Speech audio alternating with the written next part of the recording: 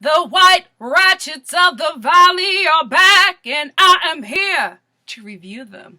Let's get into filler episode. That's exactly what this is.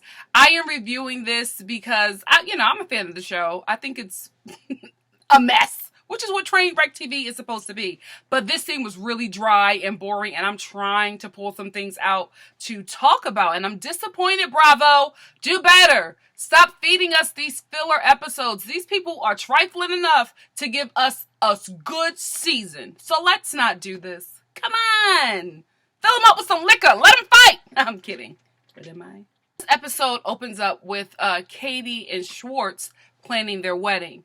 Katie has, for like a wedding invitation, she has bought some, these tea leaves.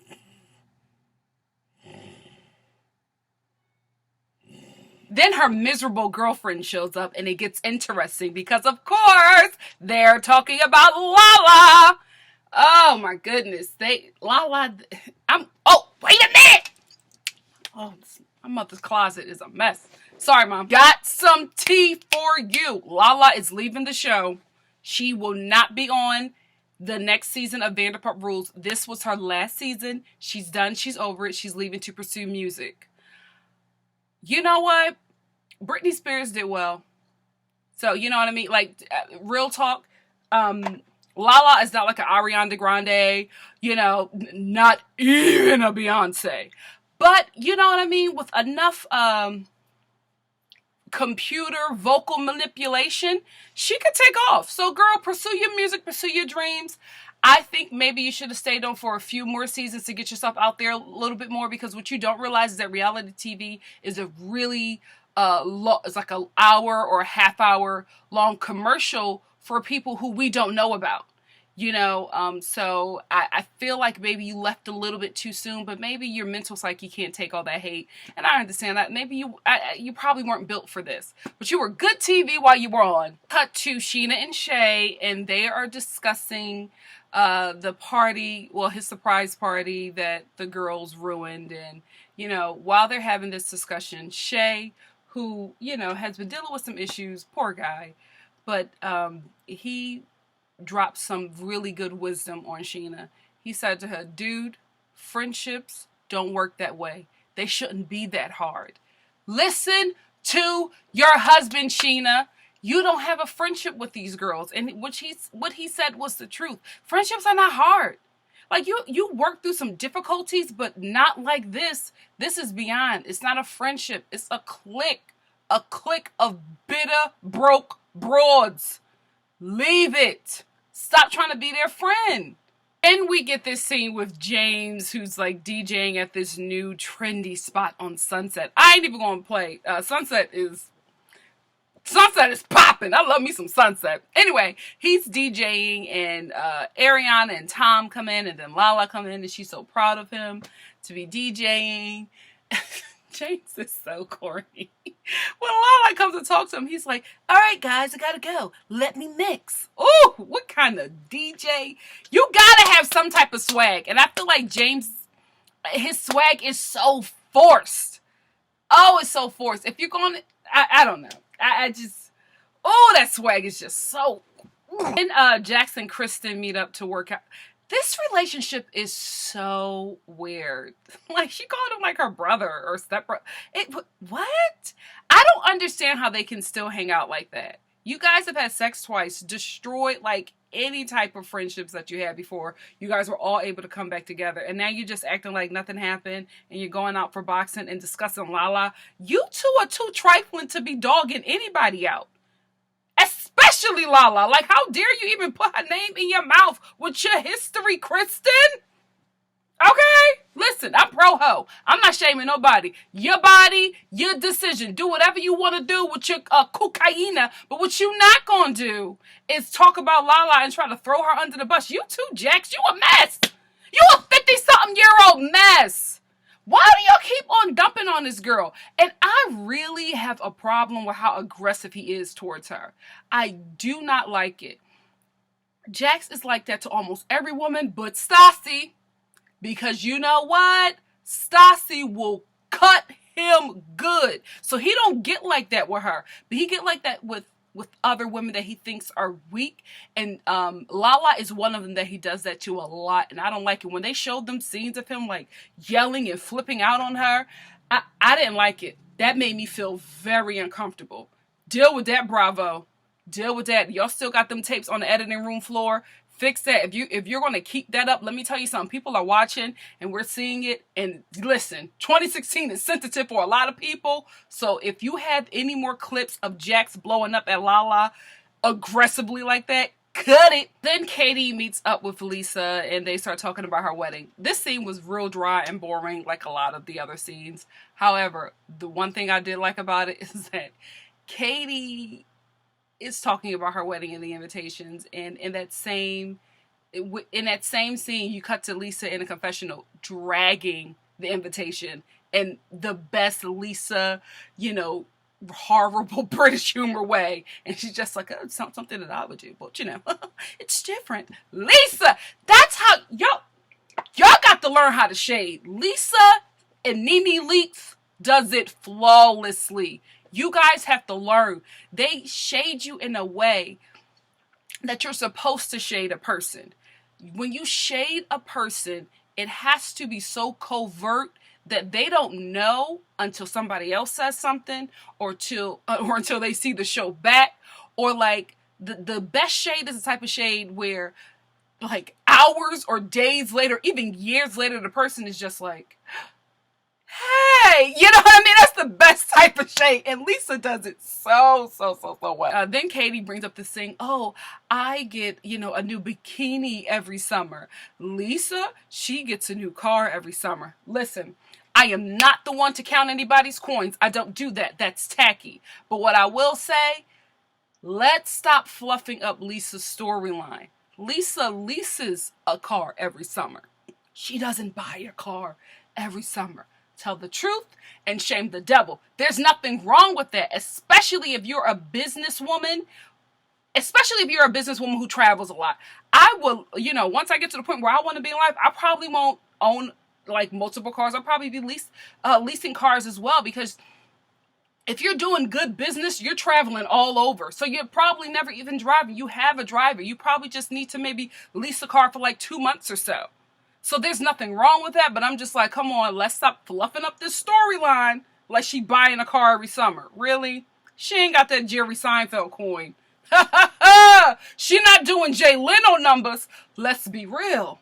Let's tell the truth and shame the devil. We head on over to Jax, who is getting surgery to remove cysts from his chest because he's taking too many supplements. Oh, he's so metro. Jax is so metro to a deadly level. You know what I mean? He needs to be profiled on like A&E. Like they need to do a metro overdose episode. And it needs to star Jax. He's so metro to a point where it hurts. It starts to literally hurt him. With those doctors that surgeon pulled out of his chest. Oh my goodness. Jax, get help. And what's going on? Stop Botoxing, boo. Because Jax, I think that Jax is really handsome. But you're metroing to a fault. Leave this alone. Stop it. Stop it. If you got a problem keeping weight off, go vegan. I was vegan for like a few months. I dropped weight quick. But I'm from Philly. I love cheesesteaks. I had to go back. But I'm just saying, do something like that. But stop with the supplements and messing up your body, boo. You're a handsome guy. Leave all this alone. The Botoxing and you got to get out of LA. LA will mess up your mind. I'm telling you. I was in LA for 2 years and I was just like, oh my goodness, I could do a little something here and here. Black women don't get cheek surgery, but here I am looking it up. Get out of LA. Messes with your mind. Lisa is meeting with Lala, and as soon as she walks in, she notices that she has red bottoms on and starts to talk about it and be like, see, when you wear things like that, darling, people start to talk about it. And Lala's just like, I don't care. I like not being liked. My issue with this whole interaction, Lisa, why are you coming at Lala? You know what I mean? I don't feel like she came at her, but she was just like, Lala puts herself in these situations, then she wants to play baby girl. For wearing red bottoms?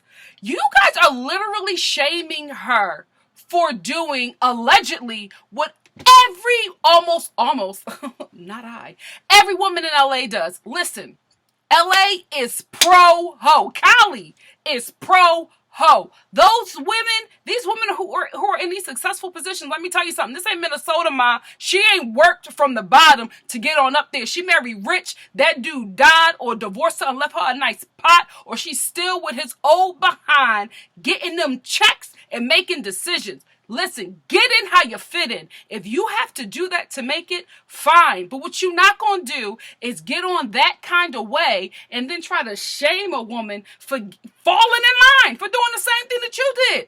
Come on, Lisa. I know a lot of people back in your day were saying that you was trying to take Ken for his coins. I don't know if it's true. I'm just saying the streets is talking, even in BH. So let's stop hating on Lala. I just don't. And I'm not a Lala fan. You know what I mean? I'm not the type of a Lala stan. I'm a fan of the show, but I'm not a Lala stan. But it's like the way this show was edited, it just seems like everybody comes after her, and it's so bothersome. Like, what if she's wearing red bottoms, so it's a problem? If you got red bottoms, no matter who bought them, wear them every day. If I had some red bottoms, I would be wearing them to Target. What?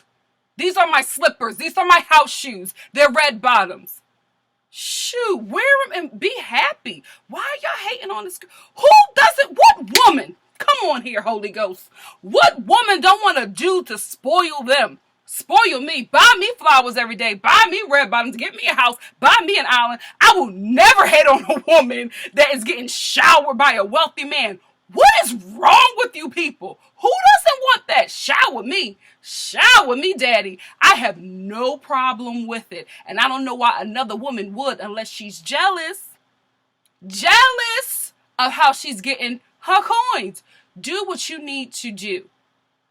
Don't hate on the next woman getting a little come up. It ain't right. You don't know people's situation.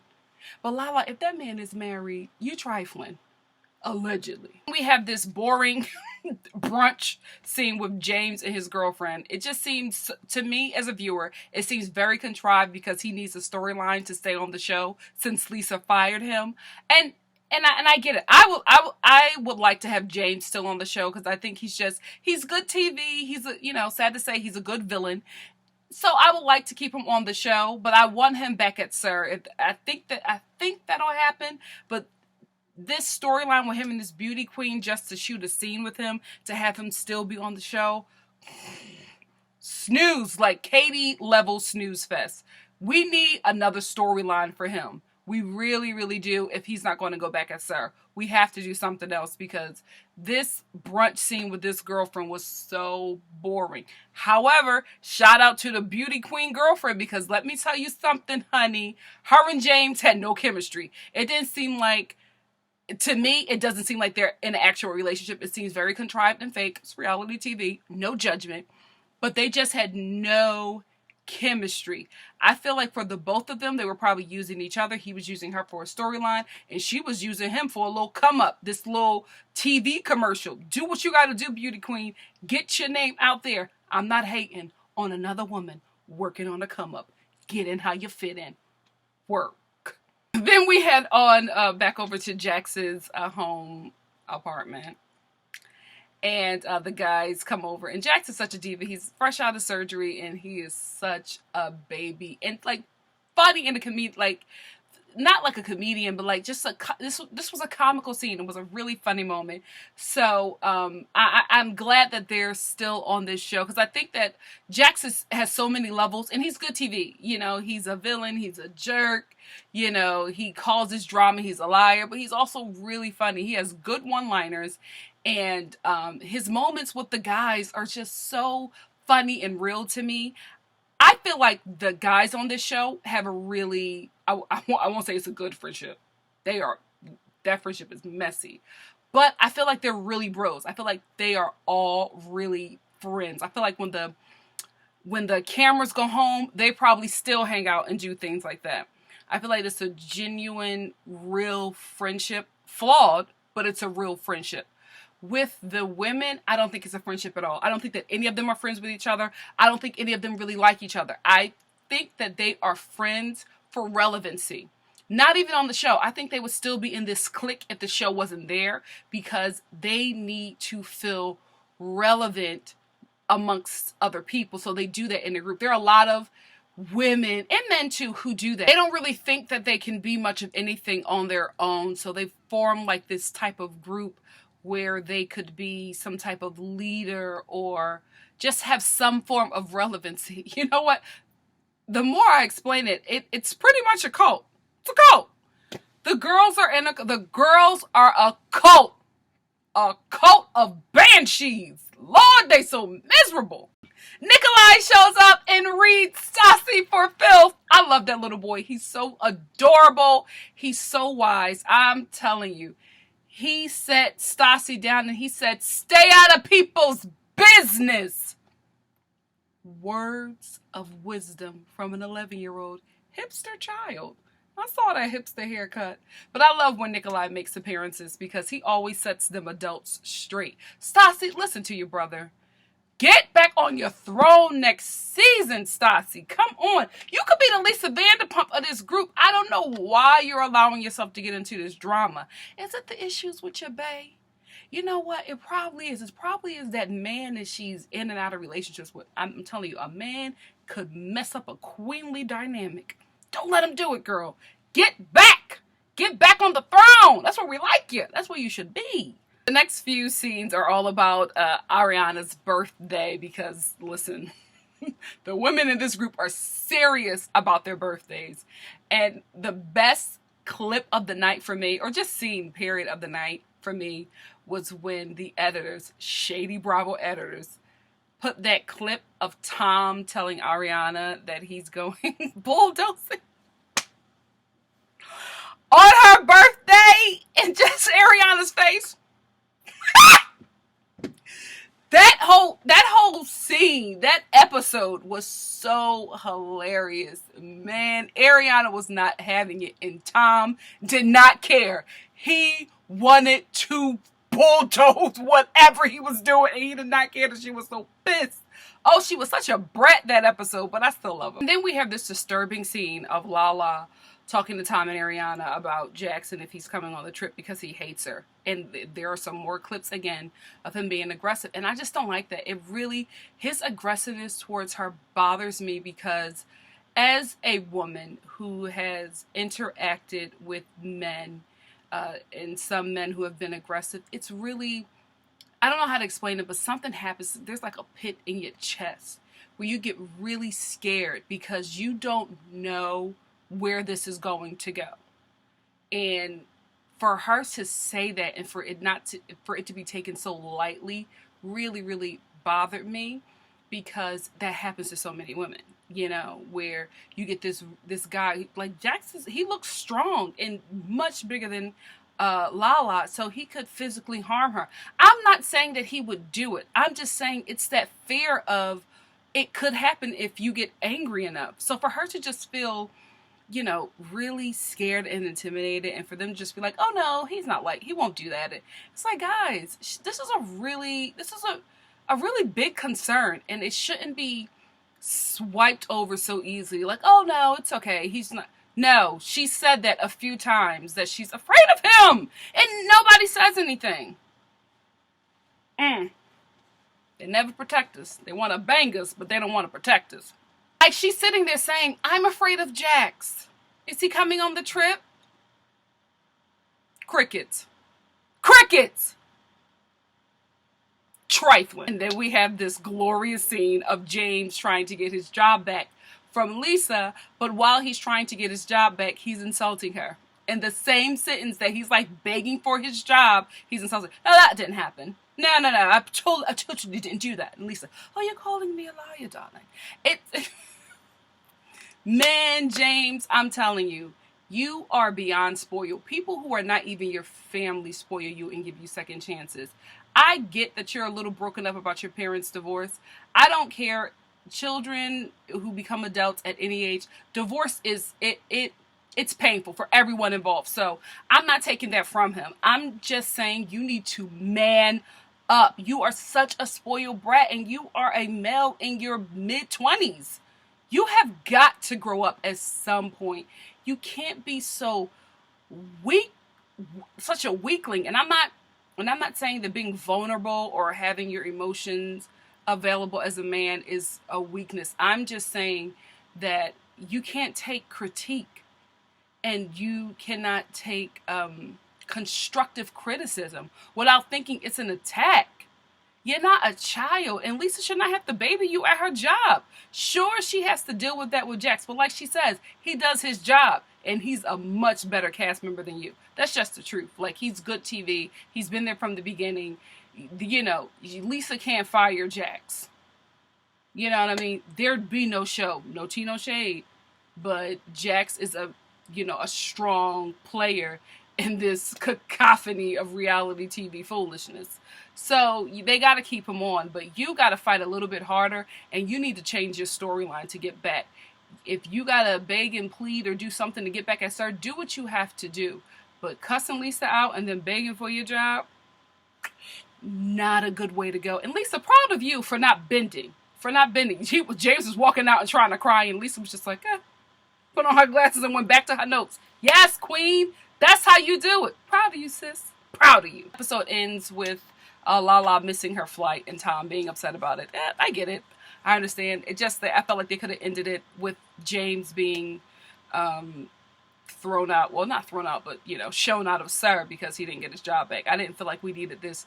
Lala missed her flight. Filler episodes, man. Bravo's filler episodes are always weak, and y'all gotta, if you're gonna keep filler episodes, you need to change the game with this, because this was weak sauce. But anyway, next week is going to be a lot better, because it's going to be a lot of the trips, so there's going to be drinking and gossiping and shading and fun too. So I will be tuning in next week, and I will see you then.